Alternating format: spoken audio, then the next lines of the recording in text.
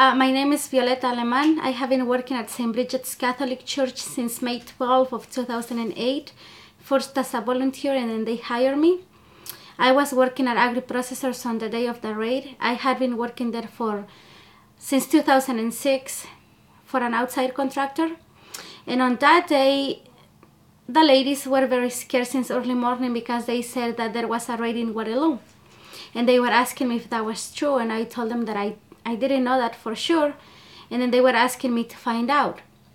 Usually we take a 9 o'clock break, and I usually used to go to my car and take the break in my car in the parking lot. On that day, because they were asking me about this raid, I went to the office and started doing research about, what was going on. And finally at 9:30, I didn't find out anything about the raid, so I did find out that ICE was at the Cattle Congress in Guadalupe. And I went down to tell them, there is no raid, but this is what I know. But since we were short on people because the company had been laying off people, I decided to go to the restroom and then go and check the kitchen first to make sure everything was running smoothly. And then I had to go to the packing room. Then when I got to the kitchen, I noticed that one of the ovens was not working, so I started taking care of that. And then suddenly there was a maintenance guy with me telling me what was wrong, and somebody called him on the radio, and the person who called him was really just screaming, and I couldn't understand what he said, and he couldn't understand what the person said. So he said, can you please tell me again what you said? And again, the voice in the radio, was really scared, and just saying something, and I didn't understand anything. And so the maintenance guy told me, I'm going to go and see. I think it was a machine that it's broken down on the chicken side. And that was the last time I saw him out free. And then after that, I had a lady who was cooking the livers just outside of where I was, and she came and she said, oh my God, Violeta, the police is here, I think it's immigration. That's what she said. And I said, oh no, I don't think that's true. And then she said, no, really, these two Russian ladies, are just arguing, and they are trying to hide Andre, which was one of the Russian guys that worked there, who was also undocumented. And then I went out there, and of course, I see these two ladies, just talking on and on their language. And I just asked, I said, what's going on? And then one of them answered me and said, oh, it's nothing of your business, it's a quality assurance problem, but it has nothing to do with your product, so go on and continue working. And they continued, just talking, going on, and I went back, and then the same lady came back and she said, no, really, Violeta, it's immigration. And then I went back, and Andre was coming, and I said, Andre, I have been working for you for a while, and I consider you my friend. Can you tell me what's exactly that it's going on? And then he said, oh, ICE is here, can you go and tell the guys in the packing room that ICE is here? And so then I went on to the packing room to see, but, the last thing I saw was, like green frogs flying and boots, white boots. That's the last thing I saw. Then I went back, and then the lady was just crying, and she said, oh my God, my son is going to be left here alone.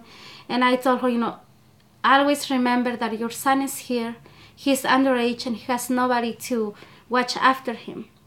And I just told her, go and do whatever you have to do. And I didn't have any ID with me, so I went up to the office and grabbed my wallet. And by that time, you could see people running all over the place. There were ICE agents. I mean, that was all you can see, ICE agents here, ICE agents there, everywhere. And then I grabbed my wallet, and I had my driver's license in there. And then I went back, and I called my husband, and I left him a message saying, ICE is here, and I don't have my passport, I don't have my citizenship certificate, they are going to take me. So I just want you to know that, because I can't prove that I'm here legally. Then after that, they just gathered us there, and I was with a lot of the ladies, and they were just crying and saying, oh, what's going to happen with my children? What am I going to do? And they started telling me, Violeta, can you please, watch out, after my child? And they would give me names and where the child was at. and they would tell me, as soon as you get out from here, please go and get them. And up until today, I have my little notebook full of names and, where addresses of where I had to go and pick up the children. And I was crying on. People were just running all over the place, and I didn't know what to do or what to say. And I was just crying, and they were trying to make me feel better. And then they took us to a cafeteria. And then at the cafeteria, they said, those who are U.S. citizens, please stay over here. Those who are legal residents over here. And those who cannot prove their legal status, please stay sitting down. And I sat down because I couldn't prove that I was a U.S. citizen or anything. And then I told the ladies, I'm going to stay here with you until I can. I said, if they have to take me to prison, they will, because I can't prove. And they were telling me, no, go and tell them you're a U.S. citizen. And I said, no, I'm staying with you. I'm not letting you alone. And then they went, no, go, because there is nobody to take care of our children, so you go and do it. You are the only one who can do it. And so then for that reason, I went on and stood on those who had those who were U.S. citizens. I stood over there, and I was the only brown U.S. citizen. So when it got to my turn, the ICE agent, was questioning me. So, what kind of ID do you have? And I said, well, all I have is my driver's license. If that's good enough for you, great. And if not, you will have to take me because I don't have anything else. And then he started questioning me, which one of this is your husband? You can start the legal process right now if he's illegal. And I said, my husband doesn't work here. And he asked me around 5 times, which one of those guys was my husband. And even though I kept telling him that my husband wasn't there, he kept insisting. And then he asked me, he said, you obviously you were not born here. So how did you become a citizen? And I said, just the way everybody does, doing the whole process. And he said, oh, really? When did that happen? And I told him, December 11 of 2003. And he said, how can you remember that? And I was really mad, so I just said, maybe because you don't become a U.S. citizen on a daily basis. And after that, they escorted me outside. But I had to go through 2 lines of people on both sides, and as I went by, people just looked at me and they were crying and they would say, Violeta, my children.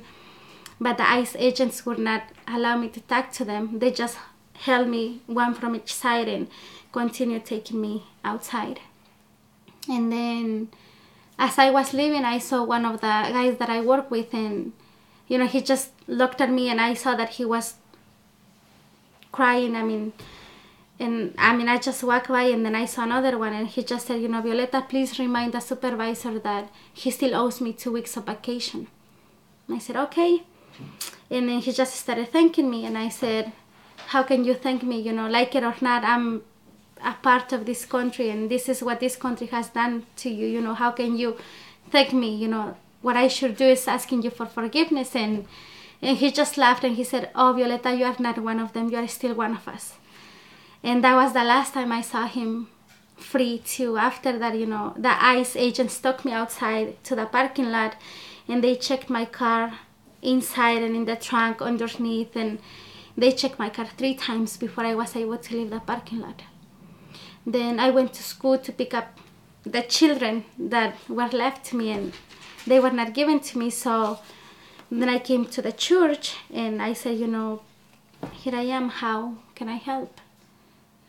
And ever since that day, I have been here.